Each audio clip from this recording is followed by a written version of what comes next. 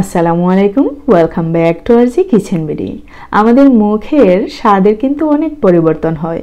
অনেকেই বলে থাকে 15 দিন ভালো লাগে খেতে, আবার 15 দিন একটু ভালো লাগে না খেতে। সামনে বড়ইয়ের সিজন রেখে আমি আমার আজকের রেসিপিটি তৈরি করছি, বড়ইয়ের ডেজার্ট। ডেজার্ট বলতে মিষ্টি জাতীয় সব কিছুকে কিন্তু আমরা ডেজার্ট বলে থাকি। সো আজকের এই ডেজার্টটি একটু ভিন্ন। দেখতে পাচ্ছেন আমি একটি প্যান বসিয়ে দিলাম আর দিয়ে দিলাম প্রায় 1 লিটারেরও বেশি পানি, আর দিয়ে দিচ্ছি প্রায় হাফ কেজির বেশি বড়ই। এই বড়ইগুলো কিন্তু আমার ডিপ ফ্রিজে রাখা ছিল। দিয়ে দিচ্ছি স্বাদ মতো লবণ, তারপর দিয়ে দিচ্ছি নিজের পছন্দ মতো চিনি। যে যতটুকু খেতে চান, চিনির পরিবর্তে কিন্তু এখানে গুঁড়ো ইউজ করা যেতে পারে, তবে অবশ্যই একটু বেশি পরিমাণে ইউজ করার চেষ্টা করবেন যাতে যথেষ্ট পরিমাণে মিষ্টি হয়। তারপর দিয়ে দিচ্ছি প্রায় হাফ কাপ পরিমাণ সাবুদানা। দেখতে পাচ্ছেন সাবুদানা দিলে এই ডেজার্টটির টেস্ট কিন্তু আরও দ্বিগুণ পরিমাণে বেড়ে যাবে। এখন কন্টিনিউ আমরা নাড়তে থাকবো।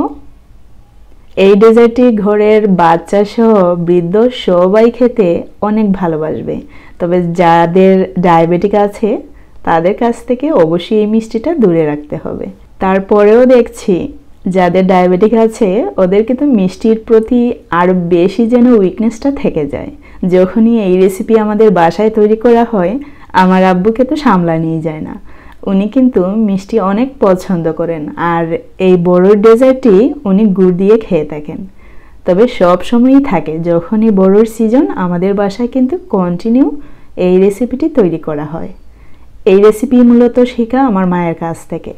আমাদের বড়ইয়ের গাছ আছে, যখন কাঁচা বড়ই শেষ হয়ে যায়, যখন বড়ই পাকা শুরু করে, তখনই কিন্তু অনেক বড়ই শুকিয়ে রাখা হয়। তারপর সিজন ছাড়া শুকনো বড়ই দিয়েও কিন্তু সেম রেসিপি তৈরি করে খাওয়া যায়, আর এমনকি আমরা খাই। সো যদি আমার এই রেসিপিটি ভালো লাগে অবশ্যই বাসায় ট্রাই করতে ভুলবেন না। যদি আপনাদের কাছে এই রেসিপিটি নতুন হয় অবশ্যই শেয়ার করতে ভুলবেন না, আর অবশ্যই একবার হলেও ট্রাই করে দেখবেন। আশা করি অনেক ভালো লাগবে।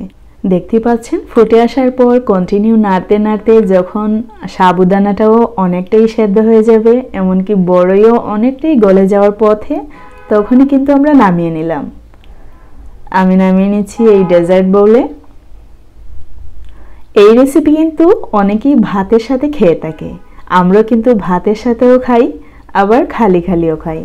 সো আজকের এই রেসিপিটি ভালো লাগলে অবশ্যই একটি লাইক দিতে ভুলবেন না, বেশি ভালো লাগলে সাবস্ক্রাইব।